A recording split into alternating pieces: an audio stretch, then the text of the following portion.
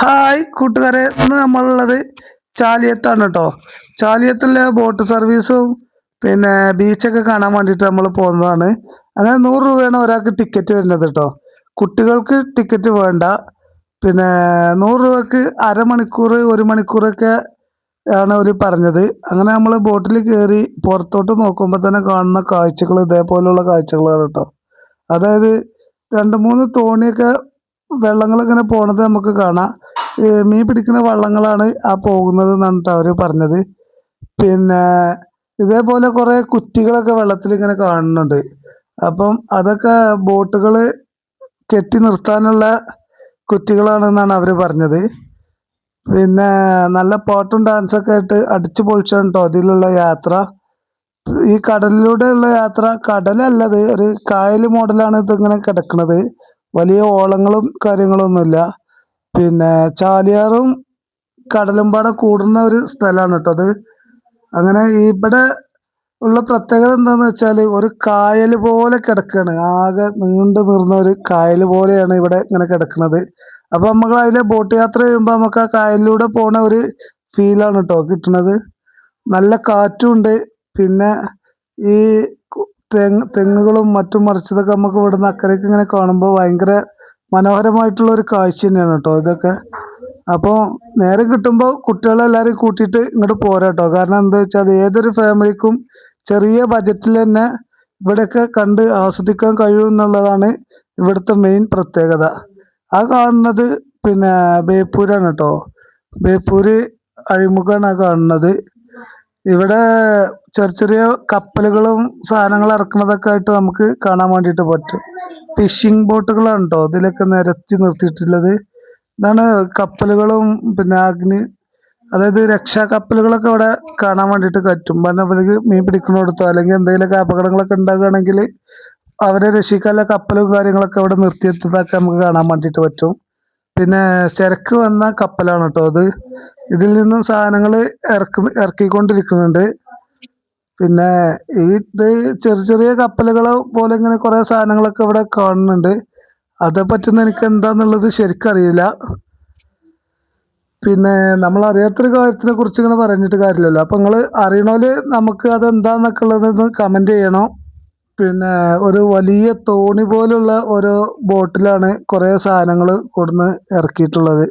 കൊണ്ടുവന്നിട്ട് അവിടുന്ന് അപ്പുറത്തേക്ക് മാറ്റുന്ന കാഴ്ചകളൊക്കെയാണ് നമുക്ക് ഇവിടുന്ന് കാണാൻ വേണ്ടിയിട്ട് കഴിയണത്. അങ്ങനെ പിന്നെ ഈ ബോട്ടിലെ യാത്രക്കുള്ള പ്രത്യേകത എന്താന്ന് വെച്ചാൽ ഒരു അരമണിക്കൂർ എന്ന് അവർ പറയുകയാണെങ്കിലും നമുക്ക് ഏകദേശം 1 മണിക്കൂറോളം ഇതിൽ ചിലവഴിക്കാൻ വേണ്ടിയിട്ട് പറ്റും. പിന്നെ നല്ല ഫ്രണ്ട്ലി ആയിട്ട് തന്നെയാണ് നമ്മളെ ഇതിൻ്റെ ആളുകളൊക്കെ നമ്മളോട് സംസാരിക്കുന്നതും. പിന്നെ ഇവിടുത്തെ കാര്യങ്ങളൊക്കെ അവർ കുറേ പറഞ്ഞൊക്കെ തരും നമുക്ക്. ഈ ബേപ്പൂരിൻ്റെ കുറച്ച് ചരിത്രങ്ങളും കാര്യങ്ങളൊക്കെ അവർ നമുക്ക് പറഞ്ഞുതരും. അങ്ങനെ നമ്മൾ ബോട്ടിൽ നിന്ന് ഇറങ്ങാനുള്ള സമയമായിട്ടുണ്ട്. അങ്ങനെ അപ്പം നമ്മളെ ബോട്ട് ആ ജെട്ടിക്ക് അടുത്തുകൊണ്ടിരിക്കുകയാണ്. അങ്ങനെ കുറേ ഹോട്ട്സ്പോട്ടും കാര്യങ്ങളൊക്കെ ഇവിടെ നിന്നൊക്കെ നോക്കുമ്പോൾ നമുക്ക് കാണാൻ വേണ്ടി പറ്റുന്നുണ്ട് കേട്ടോ.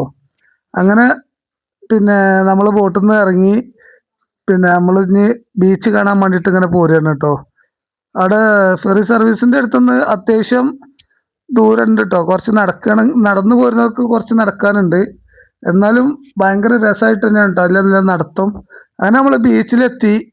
ബീച്ചിലെ അതായത് ഒരു വിദേശ പാർക്കിനോട് ഏകദേശം പോലെ തന്നെ ആക്കിയിട്ടുണ്ട് കേട്ടോ. ബീച്ചൊക്കെ നല്ല വൃത്തിയും കാര്യങ്ങളൊക്കെ ആയിട്ട്.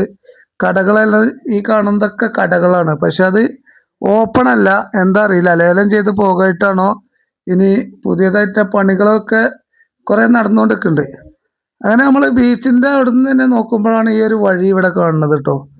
അത് നമ്മൾ അവിടെ നിന്ന് പോരുന്ന ആ വഴി തന്നെയാണ് ഇങ്ങനെ പോണത്. പക്ഷെ അത് കടലിലൂടെ കുറേ ദൂരം നമുക്ക് പോകാൻ വേണ്ടിയിട്ട് പറ്റും. രണ്ട് സൈഡും കടലാണ്. നടുക്കിലൂടെയാണ് അവർ ഈ കല്ലിട്ടുകൊണ്ടാണ് ഈ ഒരു പാത ഉണ്ടാക്കിയിട്ടുള്ളത്. അങ്ങനെ അതിലെ പോയി അതൊക്കെ കണ്ടുകൊണ്ട് ഇവിടെ വന്നു. രണ്ട് നാരങ്ങയും ഉപ്പിലിട്ട നെല്ലിക്കയൊക്കെ ലേസം കഴിച്ചുകൊണ്ട് ചൊരണ്ടേശൊക്കെ കഴിച്ചിട്ട് ഇവിടെ ഇങ്ങനെ നമ്മൾ കുറച്ച് നേരം വിശ്രമിച്ച്. അങ്ങനെ വിശ്രമിക്കാനുള്ള ഒരുപാട് ഓല കൊണ്ട് തന്നെയുള്ള കുറേ സംഗതികളൊക്കെ ഇവിടെ ഉണ്ടാക്കി വെച്ചതായിട്ട് നമുക്ക് കാണാൻ വേണ്ടി പറ്റും കേട്ടോ. പിന്നെ ഇവിടെ ഉള്ളത് പലവിധ ഭക്ഷണങ്ങളും ഉണ്ട് കേട്ടോ. നമുക്ക് വെറൈറ്റി ആയിട്ട് കഴിക്കാൻ പറ്റുന്ന പല ഭക്ഷണങ്ങളും ഉണ്ട്. പിന്നെ കുട്ടികൾക്ക് കളിക്കാൻ വേണ്ടിയിട്ടുള്ള ഇതേപോലുള്ള കുറേ വിനോദങ്ങളും ഇവിടെ ഉണ്ട് കേട്ടോ. പിന്നെ കുതിര ഇതേപോലുള്ള സാധനങ്ങളൊക്കെ ഇവിടെ ഉണ്ട്. അപ്പം നമുക്ക് ആവശ്യമുള്ളവർക്ക് 100 രൂപ കൊടുത്താൽ ആ കുതിരൻ്റെ പുറത്ത് സവാരി ചെയ്യുക. അങ്ങനെ പിന്നെ നമ്മൾ സൂര്യാസ്തമയം കാണാൻ വേണ്ടിയിട്ട് കടലിലോട്ട് ഇറങ്ങി. അങ്ങനെ ബീച്ചിൽ കൂടെ ഇങ്ങനെ നടക്കുമ്പോഴാണ് ഇവിടെ കുറേ കല്ലുമ്മക്കായൊക്കെ പൊറുക്കുന്ന ഒരുപാട് ആളുകളൊക്കെ നമ്മൾ കണ്ടു കേട്ടോ. പിന്നെ അവർ നമ്മൾ വീഡിയോയിൽ ഉൾപ്പെടുത്തിയിട്ടില്ല.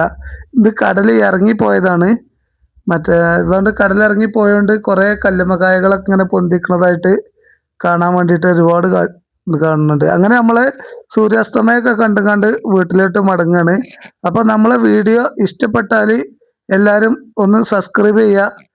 പിന്നെ നിങ്ങളെ വിലപ്പെട്ട അഭിപ്രായങ്ങളൊക്കെ അറിയിക്കുക. ഇനി അടുത്ത വീഡിയോയിൽ കാണുമ്പോഴേക്കും ബായ്.